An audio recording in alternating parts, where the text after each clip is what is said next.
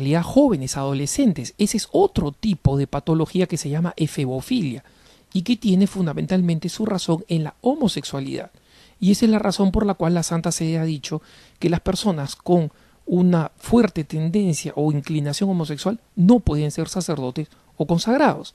Así de sencillo.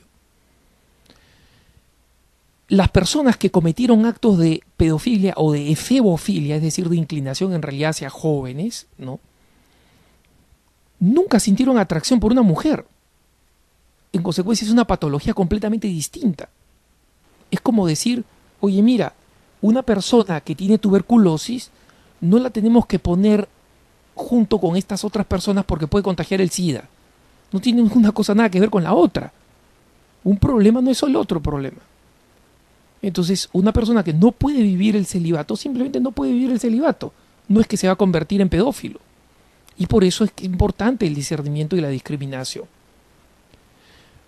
En segundo lugar, cuando se utiliza como argumento que la falta de sacerdotes demuestra que se necesitan más sacerdotes y en consecuencia hay que ampliar el ámbito con el cual se recluta y que una buena forma de reclutar más sacerdotes sería suspendiendo o volviendo electivo el tema del celibato, esa afirmación, que parece matemáticamente lógica, es absolutamente falsa en la realidad. Hoy en día, absolutamente todas las religiones cristianas en Europa, por ejemplo, tienen el mismo problema de ministros que se dediquen al culto. Si el problema fuera el celibato, el problema de vocaciones sacerdotales la tendrían solo a la Iglesia Católica. Y sin embargo, los luteranos y los calvinistas en el norte europeo, en Inglaterra, en Suiza, registran índices de caída de vocaciones al ministerio mayores que la Iglesia Católica. El problema no está pues en el celibato, está en que hay personas que no quieren dedicarse al servicio de los demás en medio de una cultura hedonista y egocentrista. Entonces, el que cree que eso va a solucionar el problema, no soluciona el problema.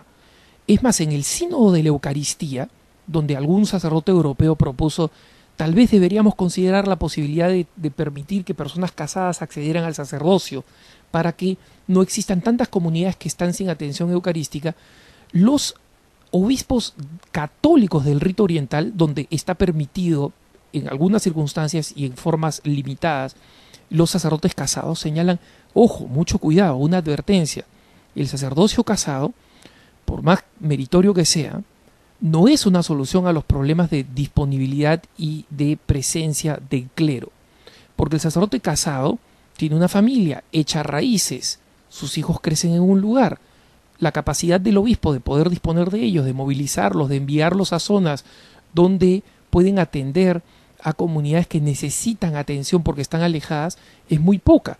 ¿Por qué? Porque ese sacerdote, al ser padre de familia, tiene que velar de que sus hijos tengan acceso a la escuela, tengan acceso a la universidad, porque es su responsabilidad como padre de familia.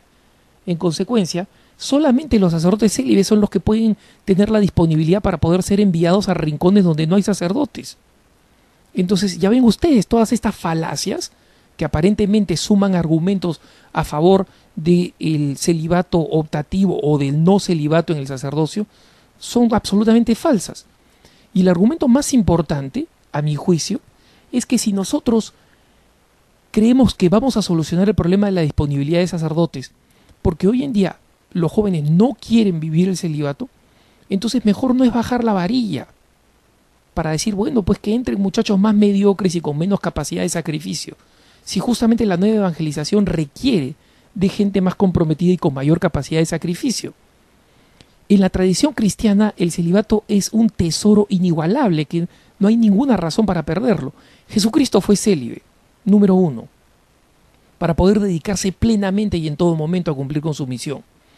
Número 2, Jesucristo señaló clarísimamente, existen aquellos quienes nacen eunucos, existen aquellos que son hechos eunucos por la maldad de los hombres, cuando los eunucos eran hechos tales por medio de procedimientos brutales para poder cuidar harenes o etcétera. Pero hay quienes se hacen eunucos por el reino de los cielos, es decir, renuncian a la genitalidad, no a la masculinidad, porque los consagrados seguimos teniendo vocación a ser padres y madres. pero por la vía espiritual.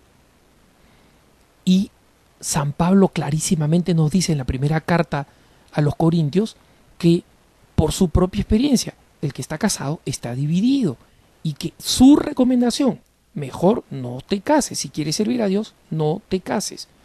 Si no puedes, entonces cásate. Es mejor casarse que abrazarse. Pero mi recomendación, dice San Pablo, es no estar dividido.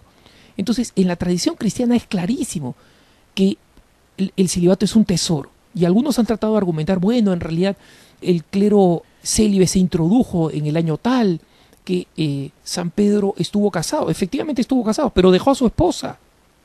Hasta esa radicalidad queda claro que el Señor convoca al celibato, ¿no? Entonces, en la tradición cristiana, en la tradición católica, el celibato es un tesoro tal que en un momento en que necesitamos reforma, que necesitamos santidad en medio de un mundo egocéntrico, sensual y corrupto, más que nunca hay que destacar el valor y la urgencia del celibato. Que tengas un buen día.